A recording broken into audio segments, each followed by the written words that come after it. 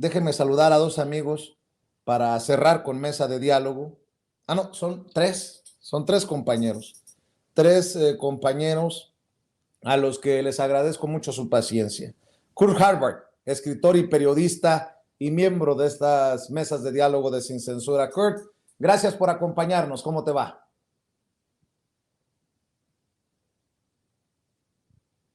A ver, déjame pedirle al equipo de producción. Andan un poco confundidos, mi querido Kurt. Déjame ver si me dejan escucharte. Te saludo con mucho gusto, Kurt. Sí, ¿ahora me escuchan? ¿Todo bien?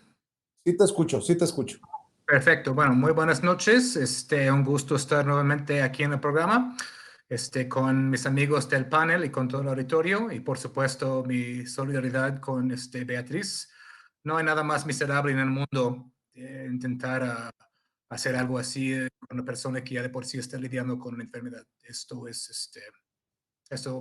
sencillamente no se hace y está absolutamente ruin. Así es, estoy de acuerdo contigo, Kurt, por eso la solidaridad. Saludo con mucho gusto a José Alfredo Gutiérrez Falcón, el maestro José Alfredo Gutiérrez Falcón, escritor y máster en Derecho Comunitario Europeo y miembro también de estas mesas de diálogo. ¿Cómo estás, José Alfredo? Hola Vicente, ¿cómo estás? Kurt, ¿cómo estás? Sumándome y solidarizándome también con la escritora Beatriz Aldaco, a quien queremos y apreciamos mucho por la gran labor que está haciendo de llevar la cultura, de llevar todo el arte a primero los pobres allá en Sonora. Claro que sí. Gracias por sus generosas palabras para nuestra amiga Beatriz Aldaco y saludo al periodista y lingüista, miembro de esta familia Sin Censura, Miguel Martín Felipe Valencia. Miguel, te saludo con mucho gusto y me dio un placer saludarte allá en Los Pinos en la presentación de Cartas a un Facho de el querido Ramiro Padilla Tondo.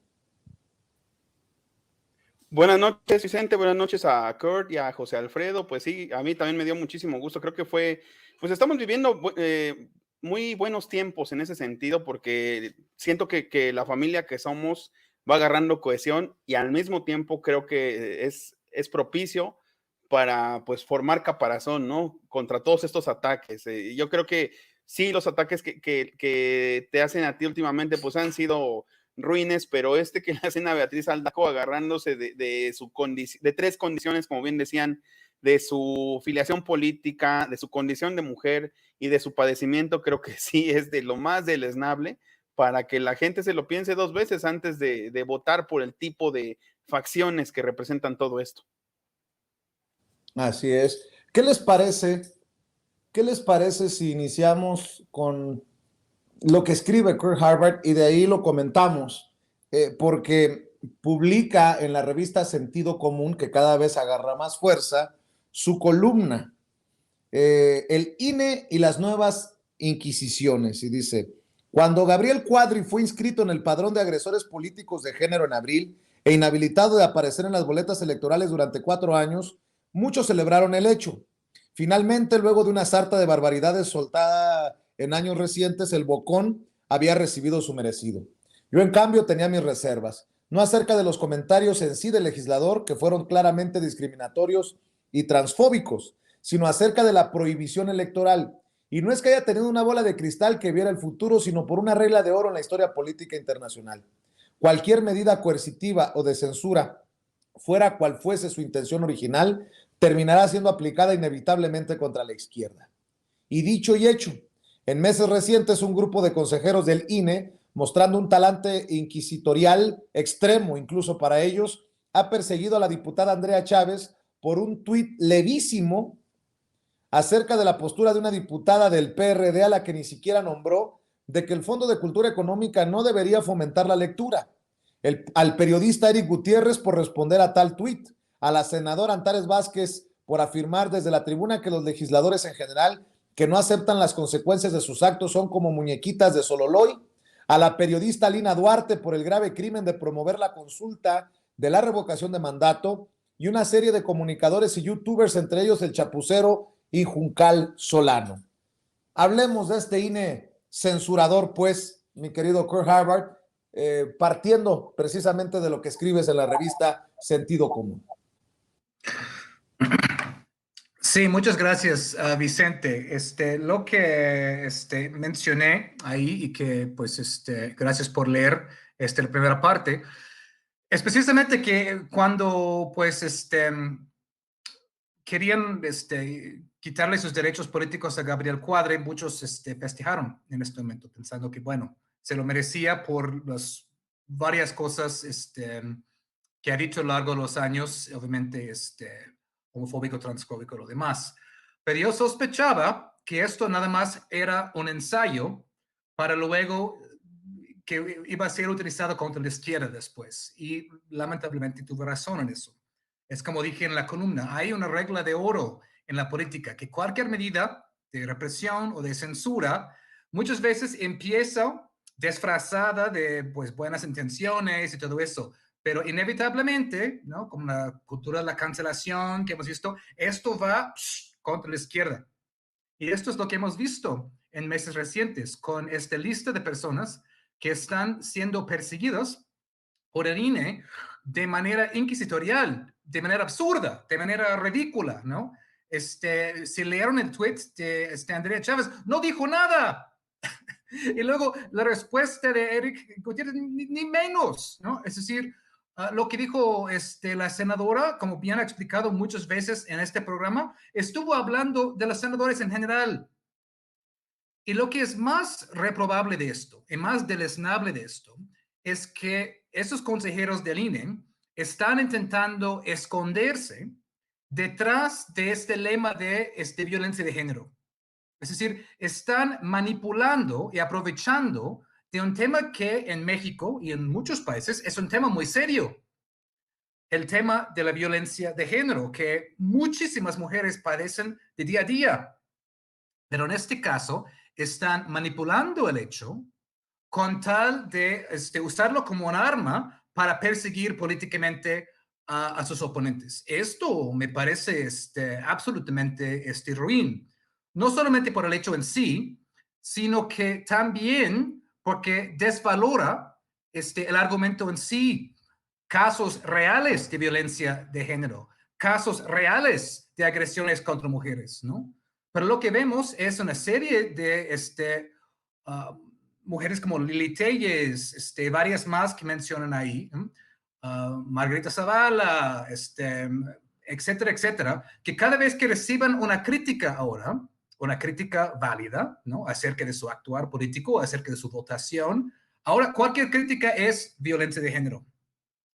Hay que tener mucho cuidado con eso, ¿no? Eso, como mencioné en la columna, también se dio en Estados Unidos, ¿no? En la campaña de Hillary Clinton usó este mismo argumento contra los seguidores de Bernie Sanders en 2016, luego en 2020, las campañas de Elizabeth Warren o Kamala Harris. Pero ahí nunca llegaron al nivel de cancelar los derechos políticos de alguien. Es decir, el INE aquí está llevando eso a un nuevo nivel, usando el pretexto de violencia de género para intentar quitar los derechos políticos, no solo de personas, sino de mujeres, ¿no? Es decir, mayormente están aplicando eso contra mujeres, diciendo que ellos están aplicando violencia de género, ¿no? Y concluyo mi columna diciendo que tenemos que tener mucho cuidado con eso, Vicente, porque todo eso nada más es una escaramuza para el 2024, ¿no? 2023 también, pero 2024, ¿no? Es decir, por ahí va la cosa.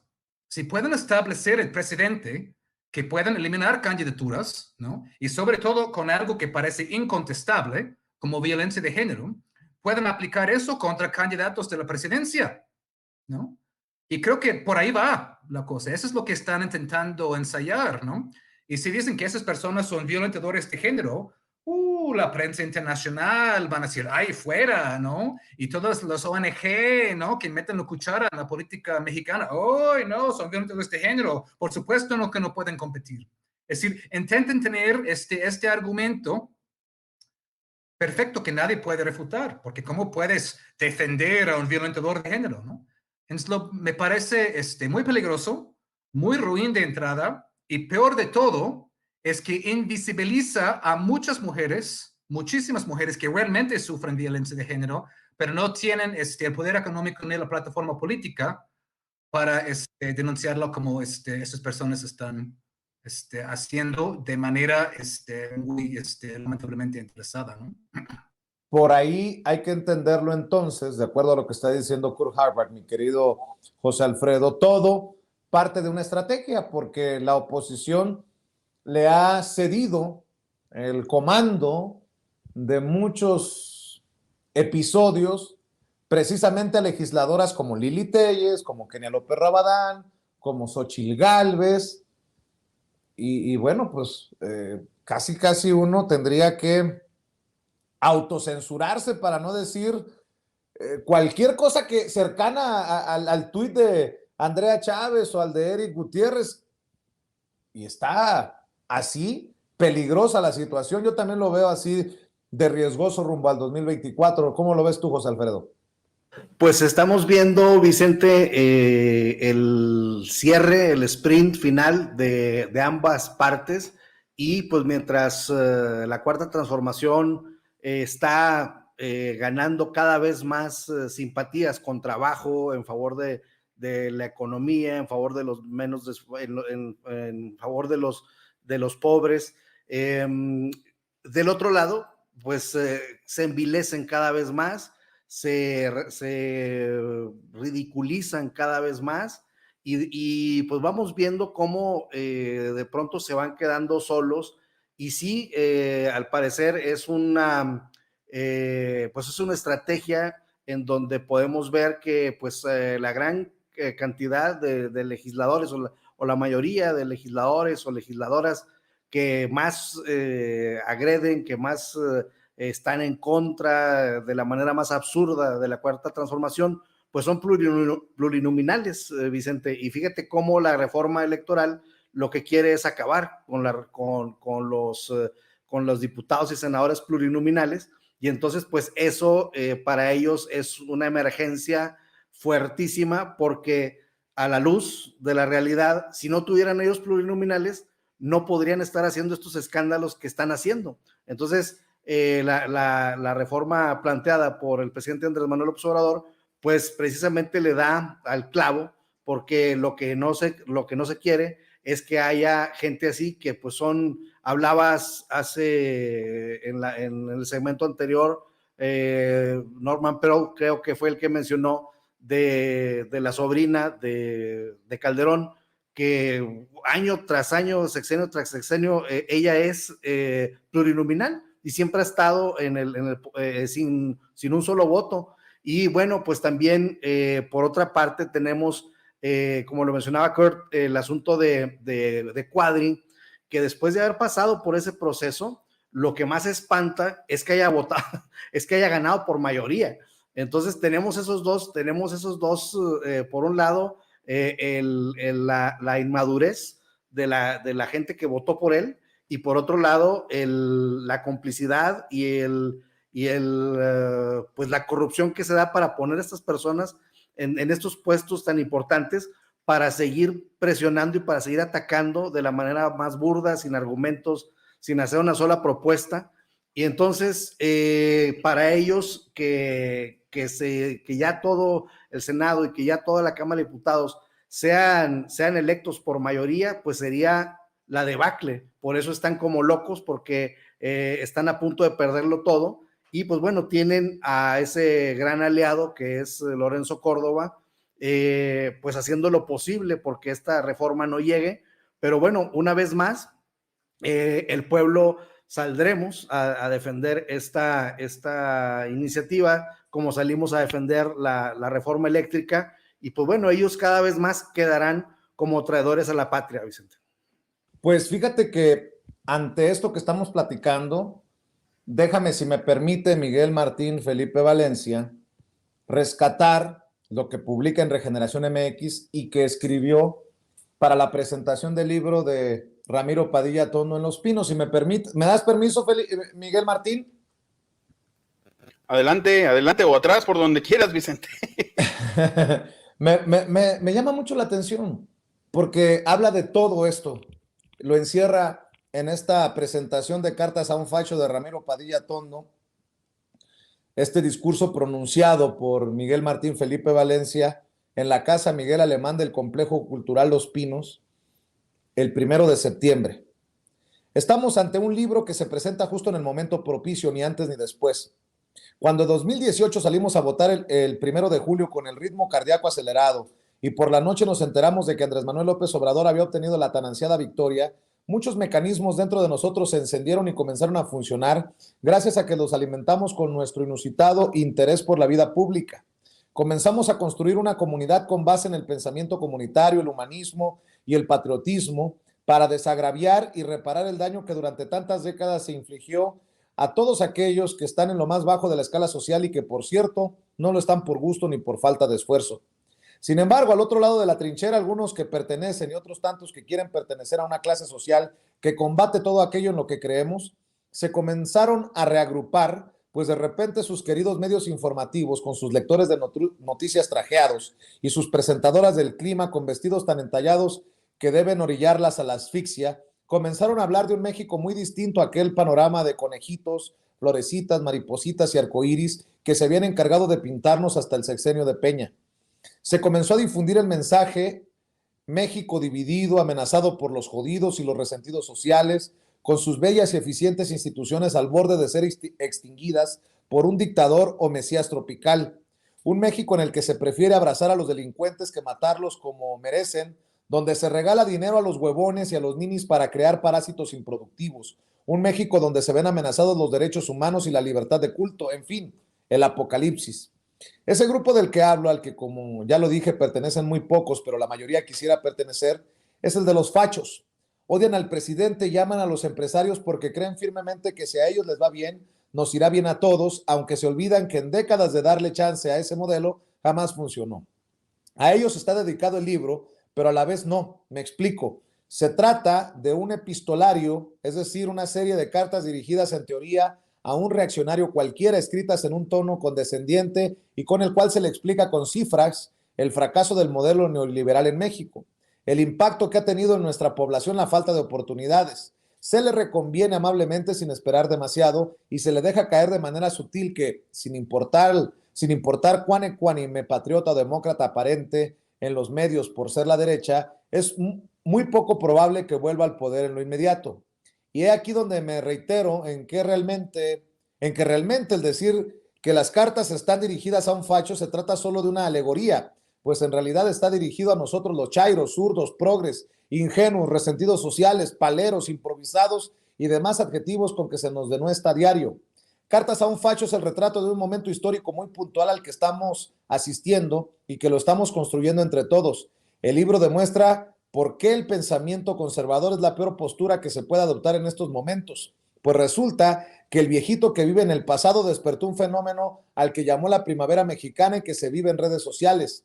A través de las redes sociales nos han conocido a nosotros, escritores marginales, que aún así tenemos mucho que decirles.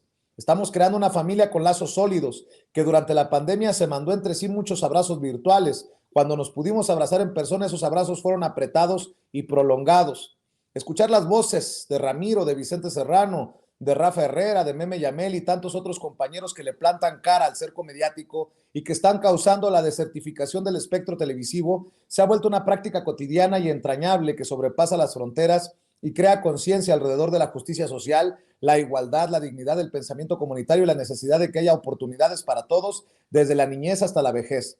Lamentablemente para ellos ningún facho leerá este libro, cuyo tono amable es una deferencia que Ramiro les ha tenido para explicarles que las cosas son así y que si se abrieran un poco descubrirían que nuestra visión de un país mejor es la más adecuada para los tiempos de vacío cultural y desigualdad que corren. La relevancia de la labor que Ramiro desempeña como creador y difusor de conocimiento con identidad chaira y sin más interés que dejar registro, se ve constatada en este libro que se erige en fiel testimonio del mantra que Ramiro suele repetir y que resulta sumamente adecuado. Señores, nosotros ganamos, nosotros ponemos la agenda. Pero termino con otro mantra, uno de los que más me gustan, un aforismo imperecedero que solo el autor puede enunciar y para hacerlo se llena de buen ánimo y retrae sus músculos faciales en una enorme y sincera sonrisa para espetar en un sabroso tono ensenadense. A huevo, pinche Miguel.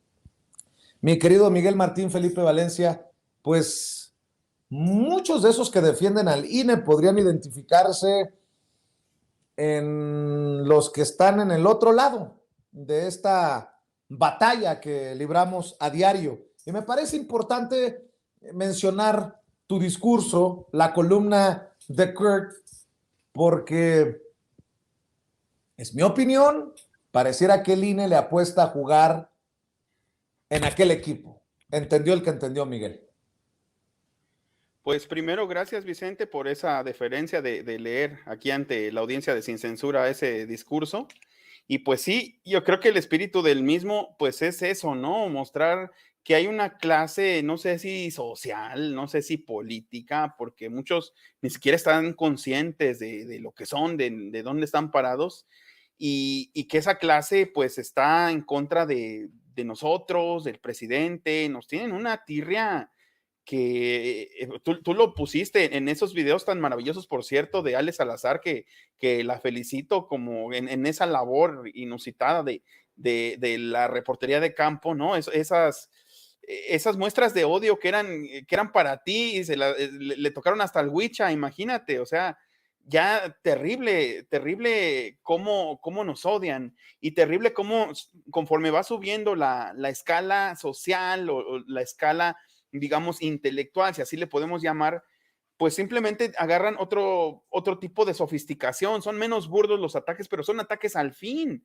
son ataques incluso facciosos en el aspecto de que el INE se dé el lujo de callarles la boca, de amedrentar a ciudadanos, como a Eric Gutiérrez, por ejemplo, o Andrea Chávez, en efecto, pero bueno, más a Eric Gutiérrez como un ciudadano como tal. Si el INE supuestamente siempre ha dicho que está del lado de la ciudadanía, supuestamente, y en teoría a quienes tendría que sancionar pues es a los que cometen delitos electorales, o bien a las personas, a los actores políticos que infringen las reglas de competencia. A eso se tendría que acotar el INE, no buscar ese protagonismo, no llevar esa creencia, que creo que nada más es creencia, y eso de ellos, porque a nosotros ya nos quedó claro que es pura, es palabrería vacía, pero ese eslogan de que salvaguardan la democracia, llevarlo a niveles absurdos, como a ponerles el pie encima a los ciudadanos, en efecto, cuestiones como por ejemplo, a Gabriel Cuadri, pues sí se le inhabilitó, pero por reiteradas infracciones a los códigos, ¿no? Incluso rayando ya en la vulneración de los derechos humanos de las personas, ¿no? El no reconocimiento de los derechos de cierto sector. Y sin embargo, pues ahora el INE pues se pone del lado, evidentemente, de todos aquellos que ya no lo ocultan, ya no ocultan su preferencia por todo ese lado, porque recordemos cómo, por ejemplo, va Ciro Murayama o el propio Lorenzo Córdoba con una sonrisota de oreja a oreja a concederle entrevistas sabroso, entrevistas evidentemente a modo, donde en algún momento sueltan alguna puya contra el presidente y ambos se ríen con un tono de complicidad. Eso no tiene nada que ver con las funciones verdaderas del INE, que debieron manejar un bajo perfil desde un inicio, desde que era IFE, cosa que no fue así. ¿A quienes pusieron? No dejaremos de recordar si el primer director de lo que fue el Instituto Federal Electoral, creado en el 90, pues fue Fernando Gutiérrez Barrios, ¿no? Un represor en los eventos de 1968 contra los estudiantes. Y el otro, por ejemplo, que tuvimos, el que le dio el gane a Fox, pues fue José Woldenberg, que ahorita está igual tirado en contra del presidente. O, por ejemplo, ya sabemos, Luis Carlos Ugalde, que fue el que admitió al presentar su renuncia con Felipe Calderón, que de no ser por él, no estaría en esa silla, ¿no? Entonces, creo que a lo mejor los ciudadanos hemos tratado de sacar a flote la democracia pese al INE, pese a que el órgano que la pregona por todos lados y que ha buscado los mecanismos para que con dinero del erario se les paguen unos ultradoctorados en Júpiter para que lleguen a iluminarnos con su conocimiento en cuanto a derecho electoral. Pese a todo ello, pese a que nos han volteado la espalda, hemos salido adelante como una nación democrática, pero no gracias a ellos. Y creo que sí es un momento en que urge muchísimo la reforma electoral, antes de que pasen más cosas, como por ejemplo la La guerra sucia del 2006, que no nada más hubo el fraude, que eso ya está documentado, que mucha gente nos ha dado el testimonio. La misma Laura Barranco nos ha dado el testimonio de cómo estaban confabulados y cómo Bernardo Gómez le hablaba con un talante de solidaridad al presidente y colgaba y vitoreaba la victoria de Felipe Calderón, ¿no? A la hora presidente, me refiero a Andrés Manuel.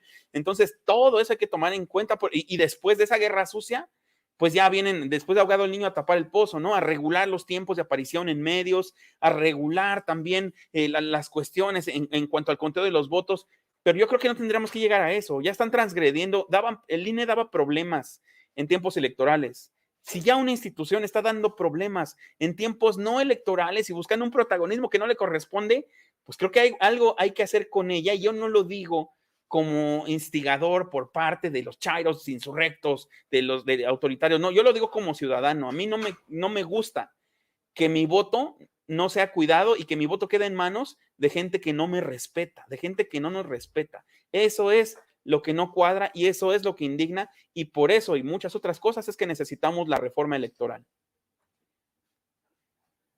Déjenme